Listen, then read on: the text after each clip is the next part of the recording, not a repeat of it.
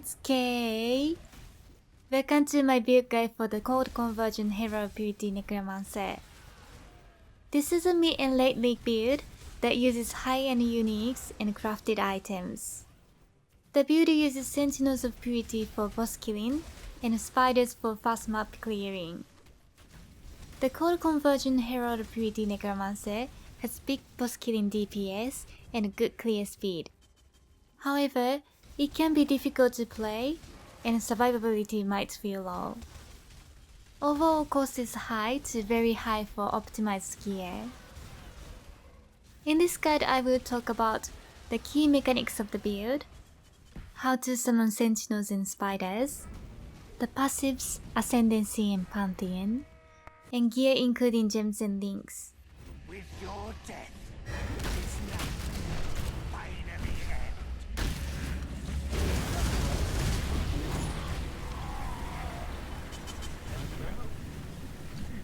Let me out.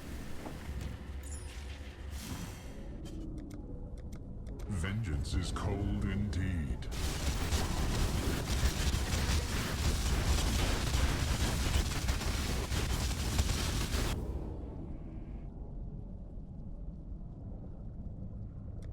Avoid the miasma, if you can.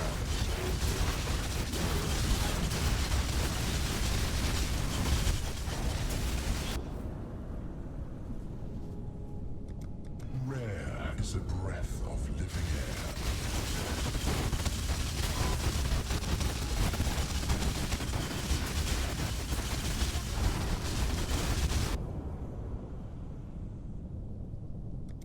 Death's cold grip is inescapable.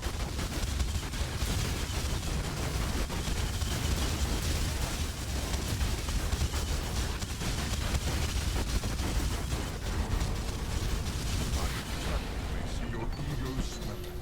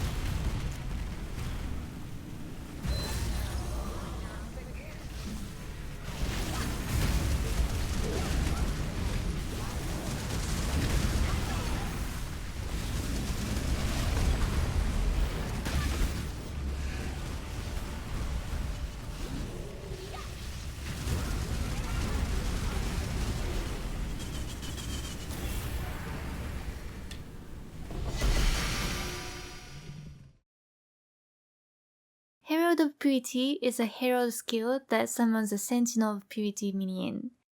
When you kill a monster, hit a rare monster, or hit a boss, it will summon a new Sentinel or refresh the life and duration of existing Sentinels.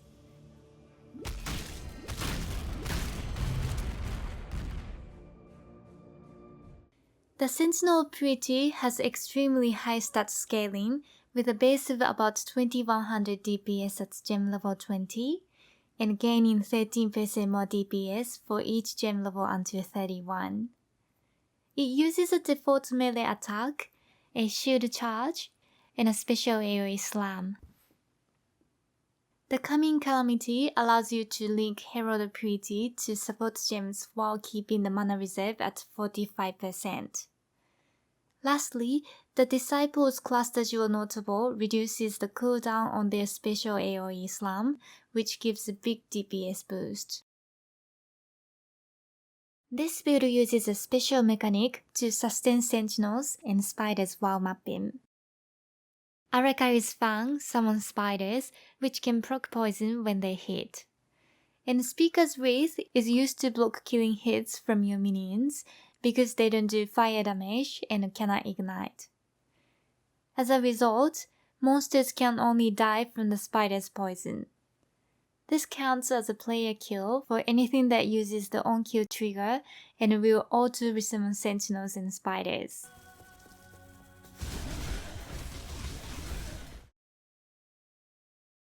All's Uprising is a unique amulet that drops from All the Crystal King in Delve. It can reduce hatred to 0 mana reserve, so you can run Skitterbots.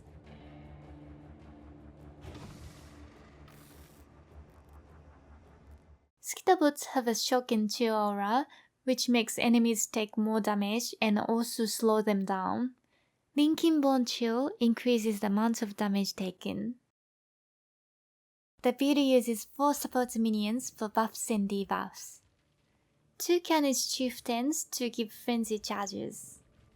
1 Krabby to increase cold damage taken by enemies. And a Carrion Golem to give extra base damage. I recommend using 2 Carnage Chieftains to make frenzy charges more reliable, and just in case one of them dies due to their low HP. For mapping, cast Desecrate, hold Divine Ire, and use the Writhing Jar Flasks. Divine Ire's charging aura will kill the worms, which then spawns sentinels and spiders. This mechanic is difficult to do at first, but becomes easier with practice. The spiders are not needed for bossing, so just hold Divine Ire and use the Writhing Jar Flasks to spawn the sentinels. Sentinels will also spawn or refresh duration when you hit bosses, so it's important to keep Stormbrand on the boss.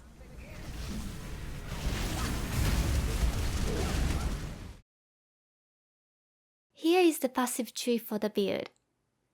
Note that Ravenous Horde is anointed on Amulet. And the other important notable is Sovereignty to reduce mana reserve. There are 2 sets of cluster jewels. The large jewels are minion damage with 8 points and 3 notables. Only allocate Renewal and Feasting Fiends. And to save passive points, do not allocate the third notable. The medium jewels are minion damage while affected by a herald. The notables are Cult Leader and Disciples. There are 3 small jewels with Surging Vitality, and 1 with Enduring Composure to generate endurance charges. In the 4 jewel sockets, use Ghastly Eye jewels to increase life and minion damage. For the ascendancies, Unnatural Strength is the most important because Sentinels gain a lot of DPS per level. Commander of Darkness helps with balancing elemental resists, and Mistress of Sacrifice increases the Sentinel's duration.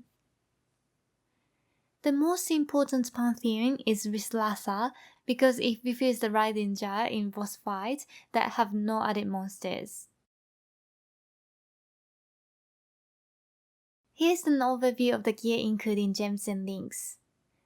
The build uses many uniques, so it's important to get a lot of life and res on the rare items.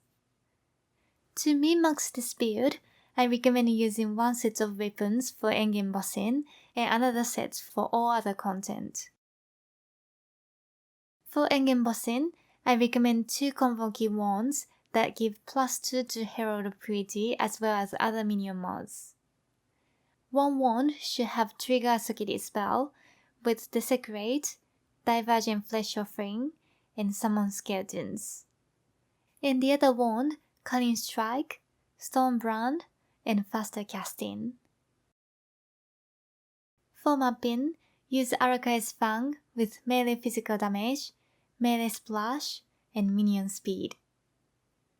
And a +2 melee weapon with cast when damage taken linked to Immortal Core. The third socket has Stormbrand, which is unlinked. You can also optimize the helmets for bossing and mapping.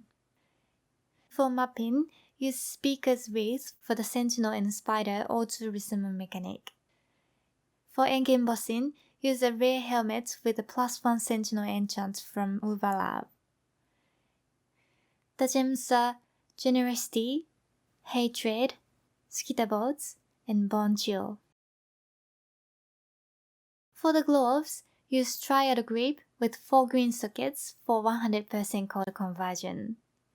The gems are Dash, Desecrate, Second Wind, and Enhance.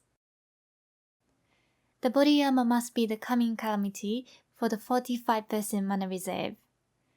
The gem links are Herald of Purity, Multi-Strike, Melee Physical Damage, Elemental Damage, Minion Damage, and Predator. For the boots, look for the special mod +2 2 minion gems. This will help keep your support minions alive. The gems are Carrion Golem, Ray Spectre, Feeding Frenzy, and Elemental Army. The amulet is also surprising with Hatred reserves no mana to get a free Hatred aura. A cheaper option is the Hunter Warlord amulet with +1 Fizz and +1 Strength.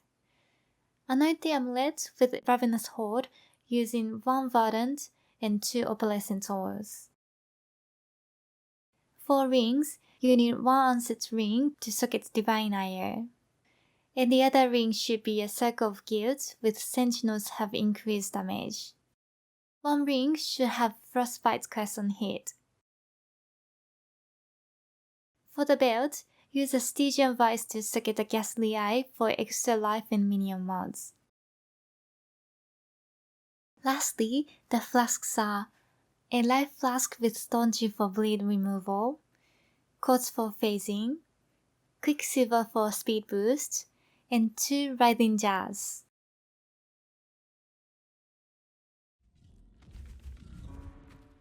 With thanks to my patrons for your support, here's a list of legends.